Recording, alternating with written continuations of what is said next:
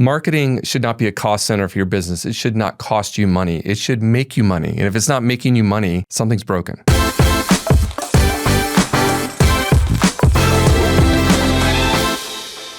You know that feeling when you wake up and you're leading a team, you are driving your brand forward, and there's this pit of your stomach that feels kind of, oh, is everything about to fall apart? Or where are we actually going? What's actually like, who's driving the ship here? Oh, I am.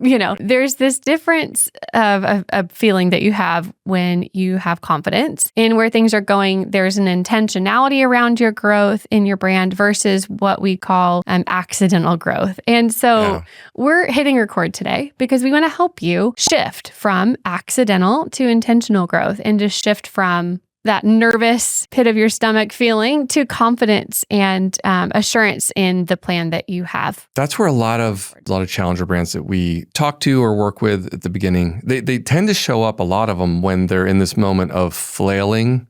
And flailing can equal failing. Okay. What's the difference between flailing and failing? Just one extra L, but it's really huge because flailing is not having a plan, living in the chaotic moment, reacting versus really being intentional and having a plan for the road ahead. And I almost think failing is better than flailing because at least if you're failing, you've tried something, you have intention, it didn't work out, well, you pivot and use something else. But to just be kind of reactive and being bounced around is unfortunately a lot of where marketers live, a lot of them. I'm not saying everyone, but certainly a lot of conversations we have, we are seeing this, and we've recently had the opportunity to research and do a poll with CMOs, and it's like there's some significant pain points in there with that, and it's a reality. Yeah, it is. And we like to call, some of our customers have said, the door number 3 effect, which is when we... I like that. That's cool. Like when we engage, if you saw a chart, the point at which we engage with a brand, there's a very distinct before and a pretty clear after when we've seen that flailing moment and they've said, wait, I need help. They've reached out to our team and we step in and things are different after. I'd love to hear what does that before and after look like? The engagement usually comes at some kind of inflection point. There's a critical point where you described it as accidental versus intentional growth. You can keep kind of flailing accidentally and do well organically and just see the rise. Or you can start to wrap your arms around what is this unique, unimpeachable brand positioning that we can own in the marketplace? What is the data telling us and the analytics so we can draw a consistent narrative and put together a paid media plan that punches above its weight? When you can't outspend, you got to outthink. So paid media doing that. And really just having a roadmap to look 12 months out and say, this is where we're going. These are the KPIs we're trying to hit. And this is what we can expect. And then being able to report on that. And that just brings oxygen to the room. It lowers shoulders. And I think, there's a difference when you're engaged with a CMO or a marketer that is in that pit in the stomach kind of moment where you can feel it on a conference call, you can feel it on an engagement versus the one that kind of soars in with confidence because there's a plan. I think that's really just the difference is shifting from accidental to intentional. And that's really what we're talking about. Yeah. And depending on the size of the organization, it looks different sometimes, but it's really the same core issue and this kind of posture that we see, the before and the after, if you will, of the opportunity we have to enter a brand and their story at the point where it is kind of that flailing often, that feeling that we just described, and moving into that place of confidence and intentionality. So we work with different sizes of organizations, of course, and whichever one that our audience finds themselves in, I'm sure they're relating to pieces of that. But how does that show up from your experience in different sizes of organization? We see the flailing oftentimes in early stage companies, and that's natural, like startup or early stage. We tend not to work a lot with startups, and the reason for that, there's a lot of reasons. It's a whole other episode, but we do the most good when we can really affect the brand's trajectory with the talent that we have in-house, which is really something proven, something in the marketplace, but they're stalled out or they are stuck somewhere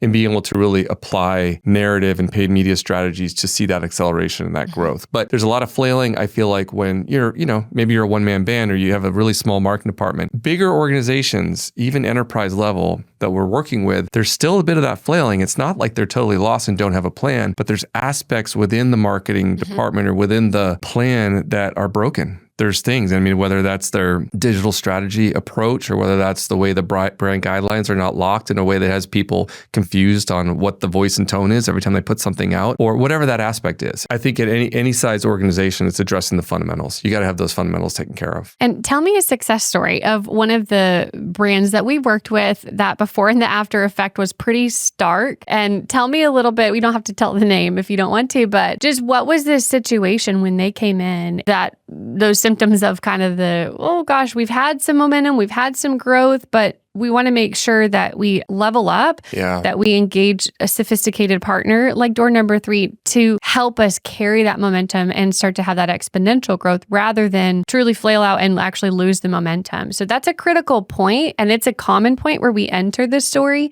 of a brand. We worked with a brand that was on their heels in defensive posture when we first met them and we were engaged. It was kind of like walking into a bit of a shitstorm, to be honest, because their fan base didn't like it. They reacted poorly. And the brand was on their heels. And I think what was not working at that time for them is that they didn't have a clear articulation of who they are, what they stood for, and how to best present themselves to the world. So they were kind of spinning on like reacting to fan feedback at a time when they really should have been leading the conversation, saying, here's what we stand for. We're going to bring you along. And they got there. We helped with that. We got there. And they're at this point, leading the conversation and bringing people along and growing fans. And that's really exciting. And I love seeing that. But that's what happens when you don't have clear brand definition. You don't even know where to spend your media dollars, where you're having the most positive effect and the best ROI. If you're just in that stance of being defensive and defensive posture, it's tough, and it's tough to get back from it. So it's taking a big step back and saying we got to get these fundamentals right. Absolutely. We always joke that it's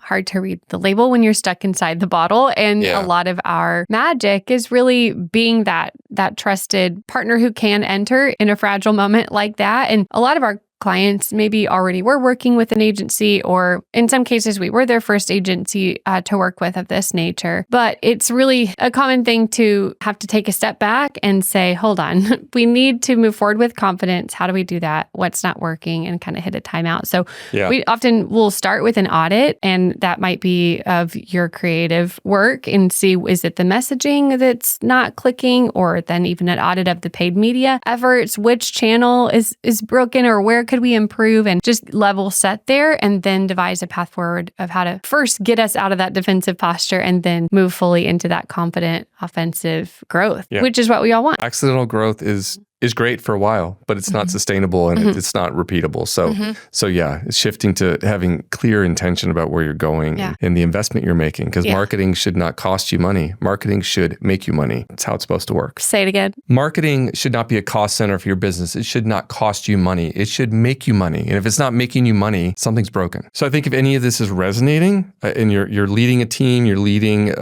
some marketing in some way at your organization, pause, zoom out, get some quiet, spend a little time with this, and really start to identify the places where you can just admit and say, this part's broken. This has to be fixed. Again, it goes back to so many fundamentals that I think fundamentals at scale, you have a good product, you have good people, that right there is a game changer. So that's the part to reflect on if any of this is resonating. Absolutely. And the frustration too is a lot of times we have the right team. It's not that our team is not capable, or there might be other things. It's just a common experience that you might also need fresh eyes. You might need a new perspective, or you might have matured to a new level that you've kind of outgrown some ways of operating your operating system / people. I don't know, whatever change needs to happen. We'd also love to help. If it's a moment that you find yourself at door number 3, give us a call. That's what we get to do, is sit with leaders like you at that moment. So hope this was helpful. Thanks.